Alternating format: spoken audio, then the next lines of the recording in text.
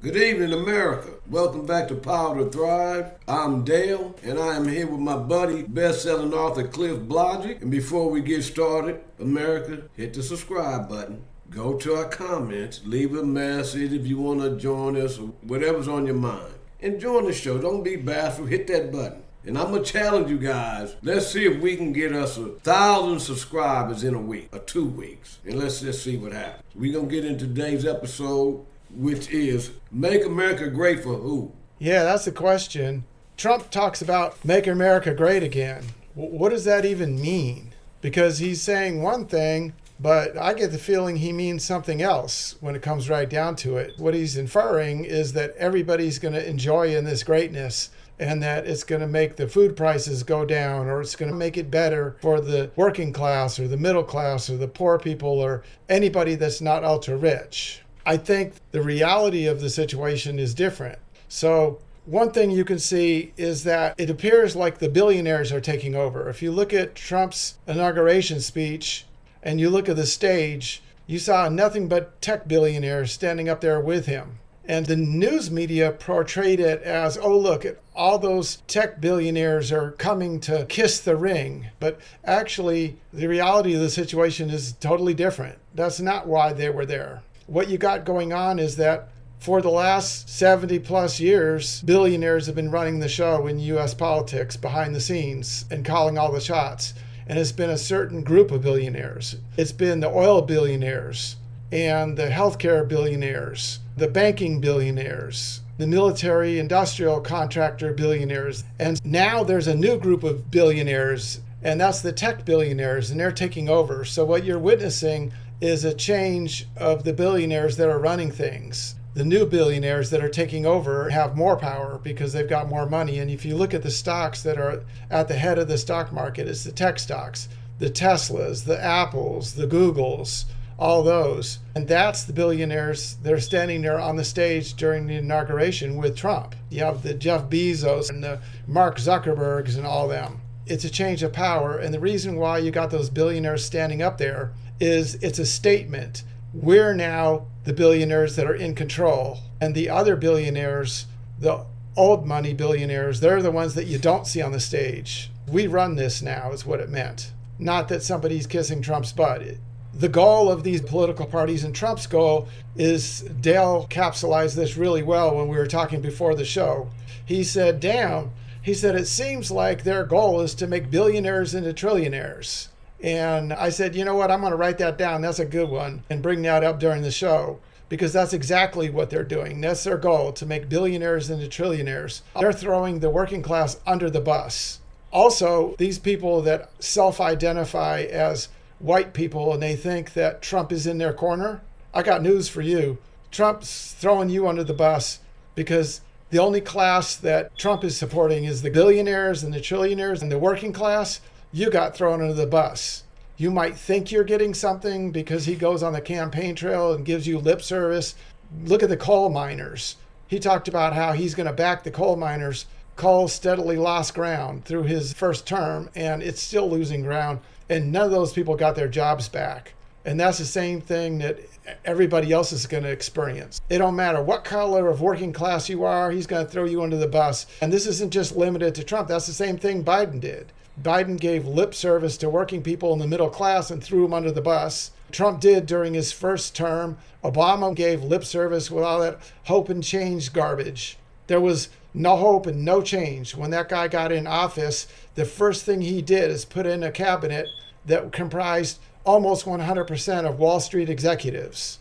Go look it up. This guy didn't do any hope and no change. When you talk about the billionaires and this cutting back versus the middle class and the poverty-stricken people, what do you think the people that are on the poverty level thinks when they hear episodes like we're doing now about how the billionaires trying to become trillionaires and they poverty-stricken? Is there any hope for them at all? The only hope is to start learning how to organize and to shut this sucker down, because this ever-increasing accumulation of wealth with the ultra-rich will not stop voluntarily. The only hope is to learn how to organize, because it's going to take masses of people that say, hell no, we're not down with this, and we're willing to shut everything down to make it change. Because short of shutting everything down, nothing's going to change this. They got their claws into this, and they're not going to let go. And this is going to get worse and worse for the working class, the middle class. The poor is going to get poorer, and the rich are going to get richer unless something stops it. And going to the polls thinking you're voting for the latest Democrat or Republican, any candidate can't even be there unless they already sold out to get there. They will put as much money as necessary to kill them in the primaries. So this whole political thing is a sham. It's a menu where you got one flavor of sold out politicians that's going to throw you under the bus, or another flavor of sold out politicians that's going to throw you under the bus. That's all you got with the two political parties. These people, they're in a race to see which one of them can hoard the most amount of wealth. So it's not going to stop, and they're not going to voluntarily suddenly decide they're going to get nice or suddenly decide that they have everybody's best interest in mind. They're going to wake up one day and say, oh, I'm going to be altruistic and I'm going to try to help the average working class. That'll never happen. So who benefits? Okay, we got the Trump administration, of course, Canada, Mexico, and another one he's putting tariffs on. Steel, aluminum, you name it. I think this is all obfuscation. Keep everybody busy worrying about who he's firing from the federal government and all this mumbo jumbo. Meanwhile, they're putting things into place that's going to make everybody poorer than they already are. Look at the tax cuts he did. In 2017, when Trump was in office, it was the Tax Cuts and Jobs Act. That was their big tax act that Trump put into place, the TCJA.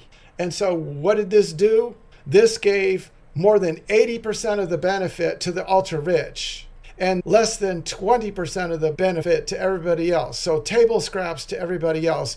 It transferred over $1 trillion of tax cuts and other federal money to the ultra-rich and the rich. So this was a huge wealth transfer from the federal government to the ultra-rich. The working class got a little token amount.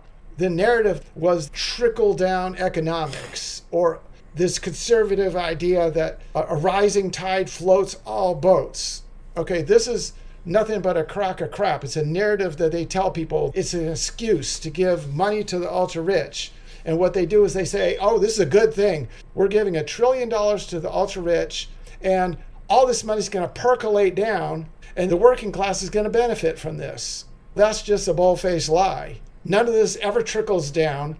The ultra-rich hoard the money, and they use it to buy back their own stock and boost their own stock price. They don't use it for infrastructure investments or to employ people. None of that happens. They think the general public's so stupid that they'll believe anything we say. So we'll just give $1 trillion to the ultra-rich, and we'll tell the general public that it'll benefit them. And that's exactly what they did in Trump's first term. And they're getting ready to do it again because they're going through all this cost cutting in government.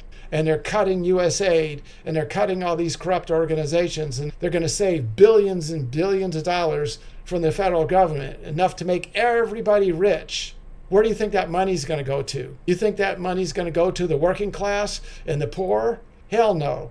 They're going to come up with another tax cut bill that'll be the TCJA Part 2. That's what they're going to do. And they'll give another $1 trillion to the ultra-rich, and the average working class, they won't get squat. So they're cutting back $1 billion, right?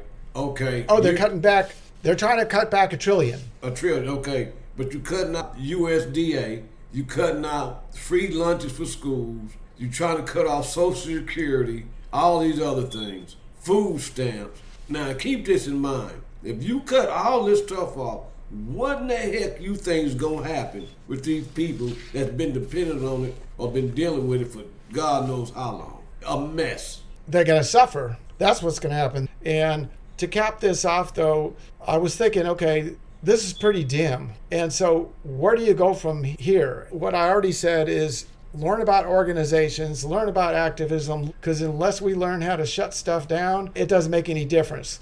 And the second thing is stop watching mainstream media. Mainstream media, that's the damn devil. It's propaganda and brainwashing. They don't tell you anything. They just reinforce these narratives like a rising tide floats all boats and all this crap that got us into this in the first place. Got us believing that this will all trickle down and that you could give all this money to the ultra rich and it'll be okay. That comes from the mainstream media. And guess where that's funded? By the ultra rich. So if the ultra rich are robbing all the money, then who are you going to listen to? You're going to listen to the ultra rich to get your news? Really? Stop listening to mainstream media. We're going to do an episode on alternative media where they are telling the truth because it's out there. You have to look for it. It's a little hard to find sometimes.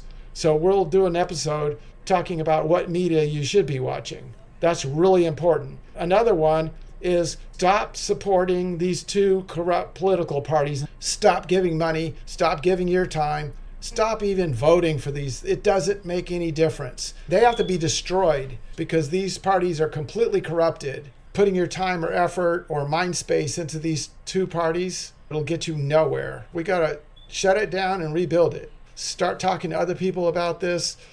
That's the only thing that you can do is just be part of putting a stop to this and rebuilding it in our name, in the name of the people, because they're not going to do it for us. We could hold our breath until hell freezes over. How low do you have to go before you start doing something? That's the only question. How broke you going to get? How unemployed are you going to get? How low is your food supply going to go? How far are you going to let them degrade you? Because this country has more than enough wealth for everybody. There's countries that are 20, 30 notches below the United States economically, and their people are doing far better than the people in the United States are doing. We had a great episode, America, and I challenge you again. Let's try to get in 2 weeks. Let's see if we can touch 1,000 subscribers. Go into that comment section. Say, hey, Cliff, I want to join this show. We feel more than happy to let you come in and join us. You, America, have a good night. Night.